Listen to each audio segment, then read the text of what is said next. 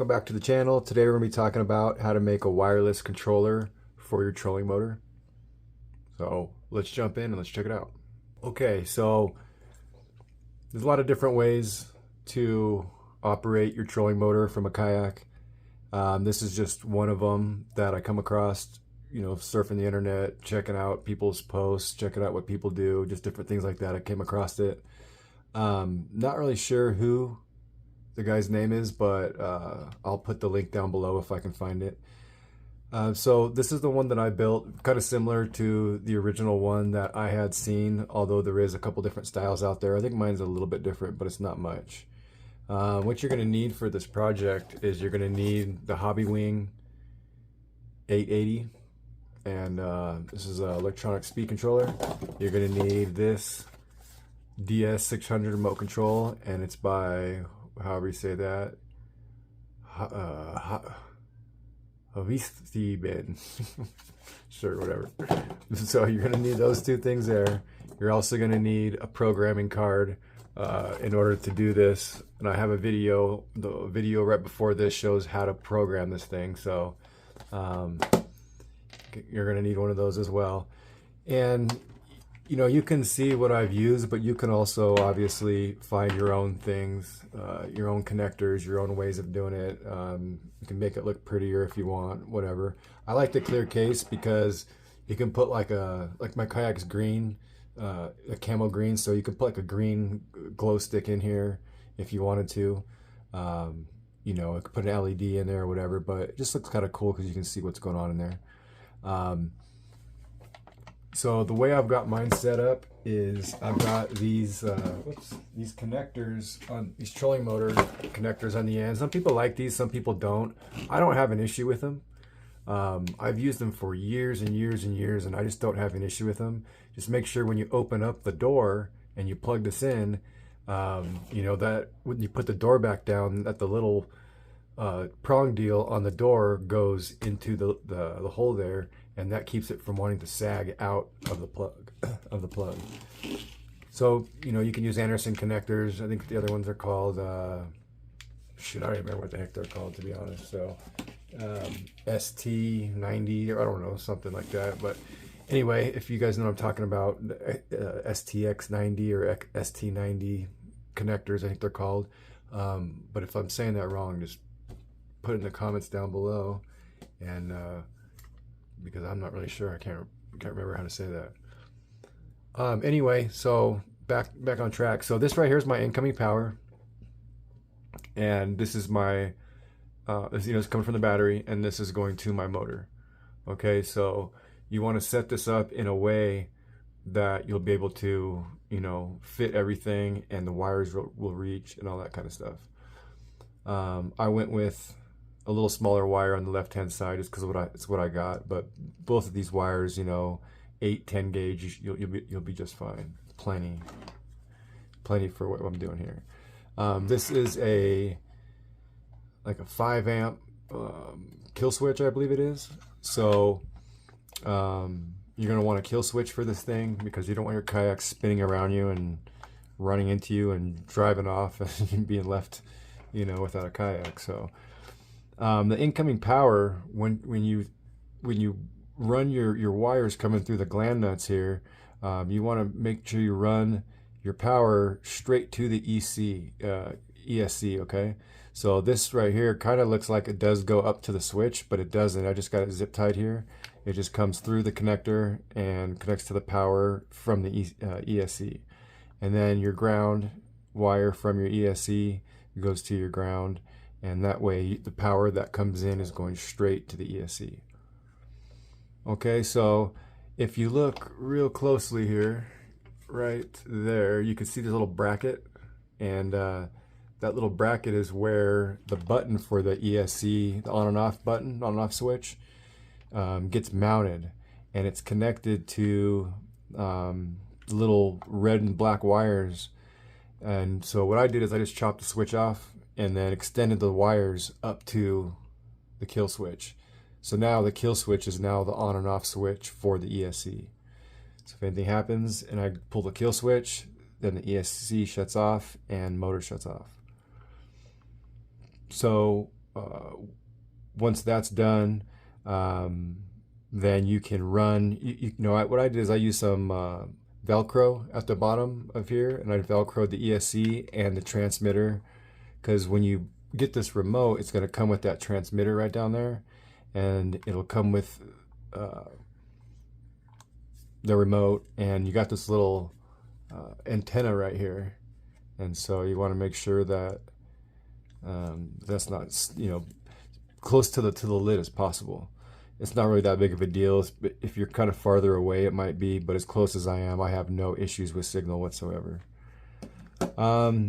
So the black, red, and white wire that comes out of the ESC right here gets plugged into the second port on the transmitter here.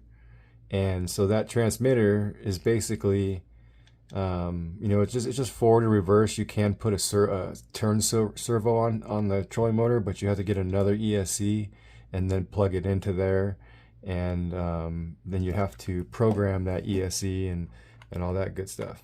But you want to make sure that, you know, if you once your transmitter is right side up, make sure that your black wire is on the far right. Okay, I don't think it'll fit the other way. It may or may not, but just make sure your black wire is on the far right.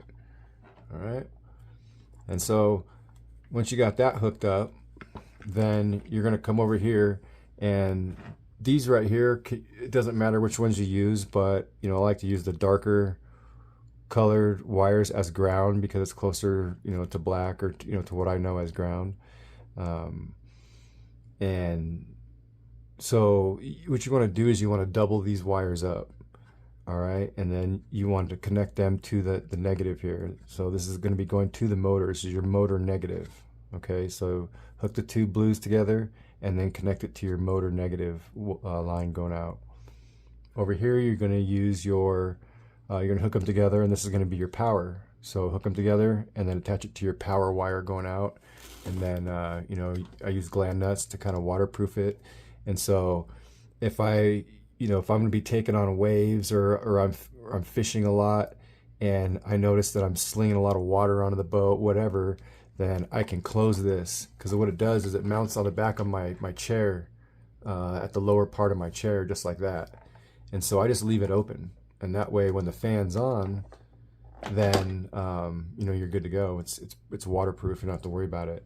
And then I got a couple holes on the underside here in case I have to close it in case it's raining. So now this thing can be used outside when it's raining, and as long as those holes are on the bottom, you know, it doesn't get wet, and the hot air that's coming off the ESC can still be exhausted. These things can get pretty hot and still run. They're great at taking amperage, you know, current flow through, and they last a long time. But soon as you hook them up wrong one time, you could burn them out. So you got to be careful with that. So that's basically it. So let me take it out. You guys, I don't know if you guys watched the video before. I already had it out there and kind of showed it a little bit, but let's take it out to the kayak real quick, and I will show you how it works.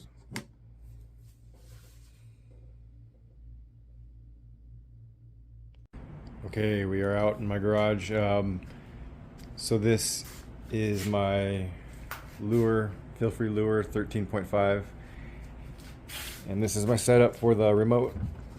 This is a 60 amp hour amped outdoors battery, and this is I got it as a 50 right now, but I got to replace it with a 40 because I got a 30 pound thrust trolling motor, and so this really should be a 40.